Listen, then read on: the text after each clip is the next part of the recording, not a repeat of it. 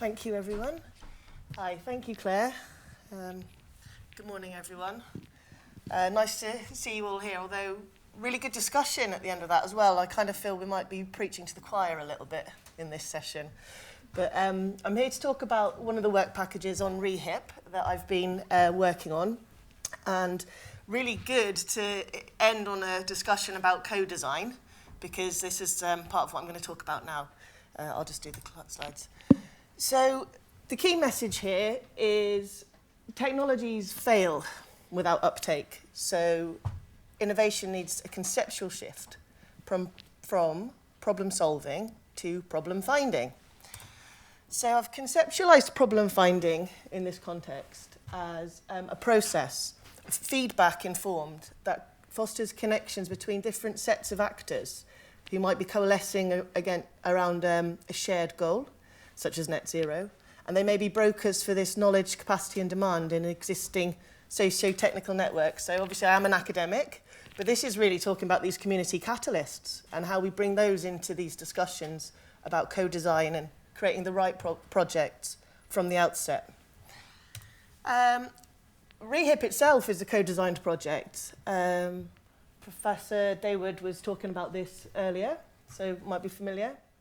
But we've developed work packages based on what our participants at Sandpit events told us. This is an approach to this kind of collaboration called co-design. So we keep our steering groups, Eddie, one of them here, informed and part of the conversation as we go along through different mechanisms in this project. There's lots of other ways to approach this kind of collaborative work. I'm going to show some of the projects I've been involved in. Facilitation. In this case, we helped an organisation to consult and co-produce a kind of a community energy consultation, we called it. We produced a visual representation of what the people in this interest community wanted. I won't go into too much details about that. It's just an example of the types of routes that people can take if they're working in this field. This is another project. This is actually a hydrogen project in a developing world context. So part of this was a consultation about people's everyday needs around cooking.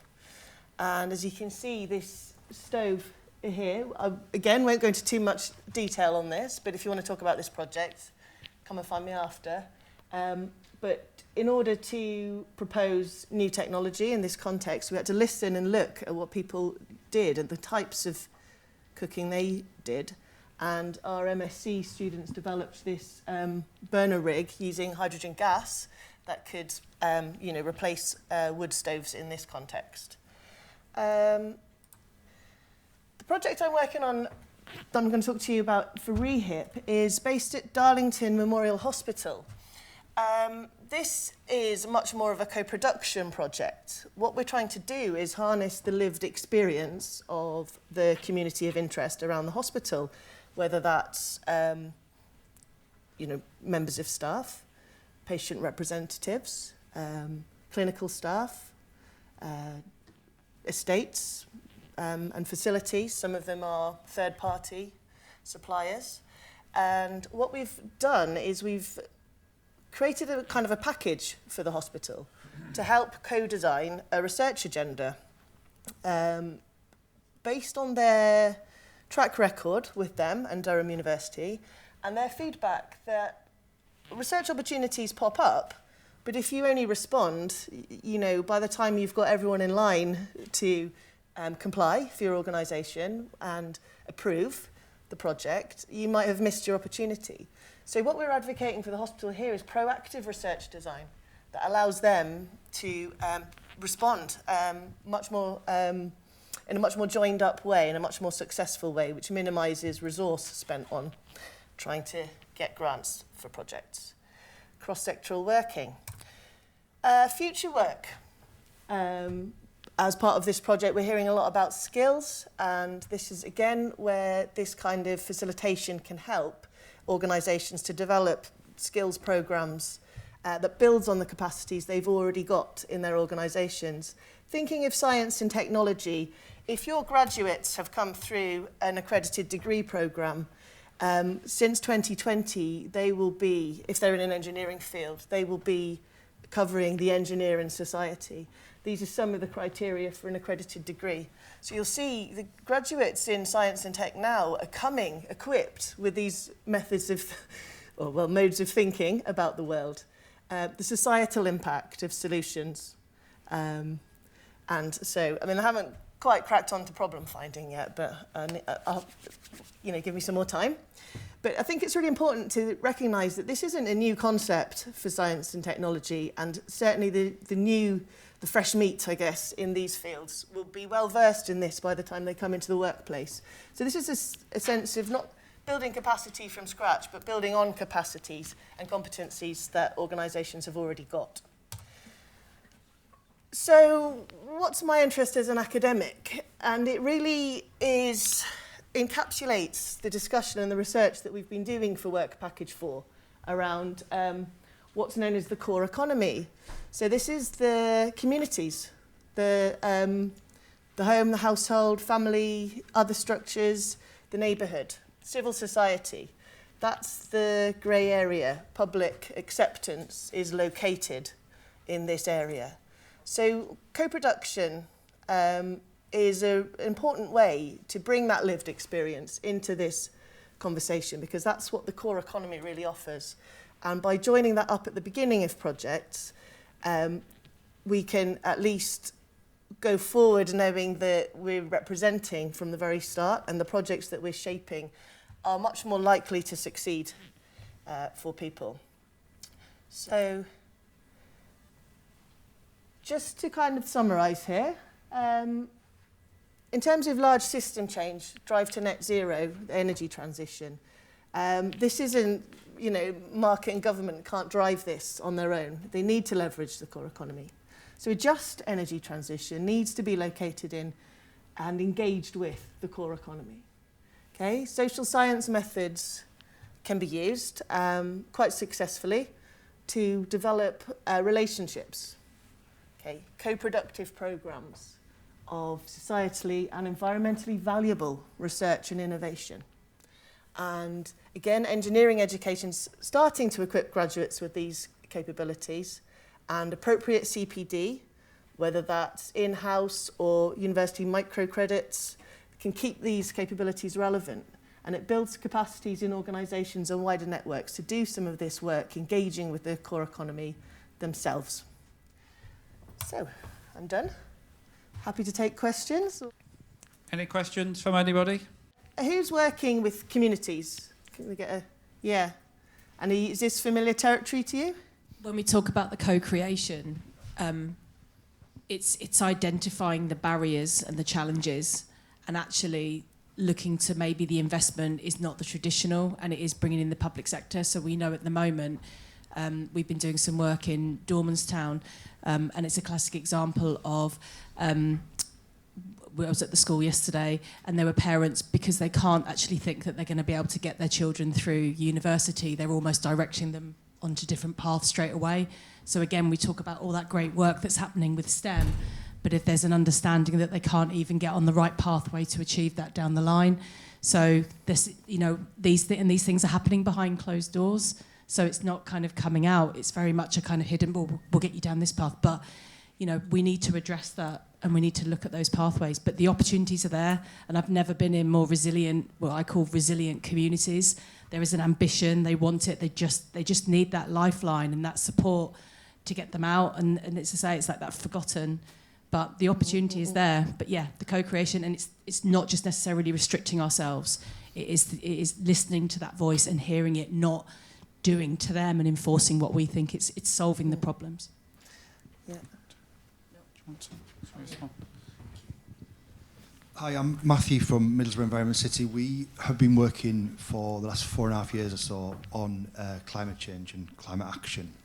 And what we've found is that communities who are affected by social injustice care about climate action, care about climate change, but it's so far down their list of priorities that there's nothing left in their cup to do anything about it after they've sorted feeding the family or fueling the boiler or whatever. So we're going in a new direction to tackle the social injustices first, and as a result achieve the climate action benefits. Obviously, those two things are so closely linked, and those who are most affected by climate change are the ones that are the least able to do anything about it. So lots of bells going off for me this morning, and lots to think about for our future projects and how we engage with those communities, and obviously finding those community catalysts to be able to do that work with. Yeah. Anybody else? Good morning, my name's Mark from Nordic. We're based in Stockton, and just the community engagement, we've got over 1,000 welders that come into our facility every year, and I think it's probably an untapped resource to do some further study or engagement or spread that message. So it's just really an offer of, if we can support in any way, Great. be very happy to do so. Yeah, I'll swap details. Thank you. Yeah. I think that ties in quite well with what I might put you on the spot here because I'm thinking out loud. Bring it on. I am a pre-2020 graduate who didn't get all the stuff with the social, environmental detail in my degree. And one of the things that I find with graduates coming through, there's a lot of focus on our new graduates have these skills, but they are being thrown into environments where they are being mentored by the old horses of the engineering industry, but one of the other major disciplines that impacts how this work happens is actually the leadership teams. And it's sort of, there's a lot of focus on growing from the bottom, but how do we temper the top and bring them along with us? And especially a lot of the multinationals in terms of businesses and companies are seen as so big that they have their own agendas and their own ways of rolling this out. Yep. But my experiences on the shop floor level, it's very difficult to see it. So I think that cascades down as well into the bigger cultural concerns, especially in places like Teesside where it is so industry heavy. I live in Consett, which is one of the old 1980s shut down steel factories. There is still an inherent culture and a distrust of policies that relate to work in things like that. Are you going to close us down? How is it going to come through? But the attitude to engineering, to education, to leadership is dated, shall we go with? And it's great that we're growing that education from the bottom, but it feels like the education from the top is on the individual. More than it is the company, and I don't know how we take those people who are in that privileged education position. They've usually already got the degrees or they've got a secure job, and actually say you have a responsibility to help us change your community and put that awareness. It's not even a conscience, because in a lot of the times they don't realise they're doing it. It's not malicious in any way, shape or form, but it's how do we get that through the entire supply chain. And coming through with the graduates is great, but it is going to take 20 years to actually start to really put a systematic change in place, and there must be things that we can do from the other end to meet us in the middle, so that skill gap isn't waiting on the graduates becoming experienced engineers, experienced leaders, experienced managers in industry, and those role models in the community that says we can do this. I don't expect it to be an answer to that because I am thinking out loud here, but got 4. If anybody... Well, Mark? it's just a really interesting perspective because it really builds on the work Claire's been doing around these interviews, because I think it was a little bit nuanced earlier, but the point of focusing on the decision makers is to try and gauge, well, this is the sticking point in, culture change within organisations and doing things differently. And I think the other pressure is coming from the Public Services and Social Value Act. So people are realising they need to mobilise around these concepts. But perhaps, I get your point, that the life cycle, if you work your way up the career ladder, all this sort of greeny stuff is only going to influence in 2049, in December. So, really interesting take on it. Thank you. Pass that to the row behind the lady there. You had a question. You had your hand up. Thank you, sorry. carrying on from, I think, something that Helen said in the panel discussion about going into schools and doing all this STEM work is brilliant, but then the kids are going home and the parents are saying, no, that's not for you. I'm a STEM ambassador outside of my company work, and I was down in Hertfordshire where it was very different. I'm going to be doing some stuff in a school in Thornaby soon, and I was planning to talk to them, yes, about like doing degrees in chemistry and things like that, but also, by the way, if you do realise that if you like writing stories, then there's jobs in age-appropriate ways of describing PR and comms and policy making and I love how PR stuff. and policy making and comms are all in one. You like writing stories, and you like building. There's roles in that where you could have a positive impact on the environment. But then, how do we engage with the parents so that those children aren't going home and getting the message, oh no, that's not for you? Is there a role for the schools there to be inviting parents in and doing similar sessions?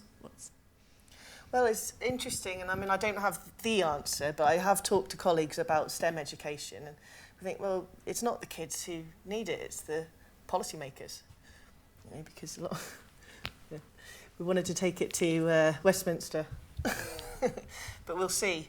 But yeah, I do think, STEM education for kids is obviously great, but it's the generations that didn't really get all that engagement, who are the parents now. They just see the value of that. But that's above my pay grade. All right. What can I do to help? What can we do to... Well, Ellie isn't in the room, but she's our outreach manager for this project, and I think I'll introduce you because she's kind of mobilising us all to do these projects, and I think got a really good overview on it. And I think, in terms of thinking about co-design, so you're saying that it's great, but it's not enough. So maybe we need to think about how we're doing our... I'm just really annoyed that my thing is over 2 lines there. It's distracting me. But we do need to think about how we're putting these programmes of engagement together and maybe take it out of the school itself and, you can target families in other locations. I'm saying like the stuff, the science festivals are a bit more accessible for groups. But definitely agree.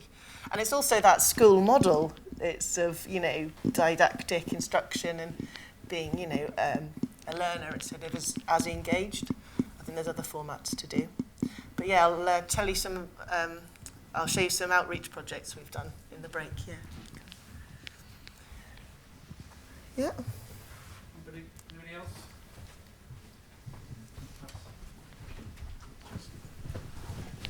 Question, as I've listened to the conversations this morning, there seems to be a gap.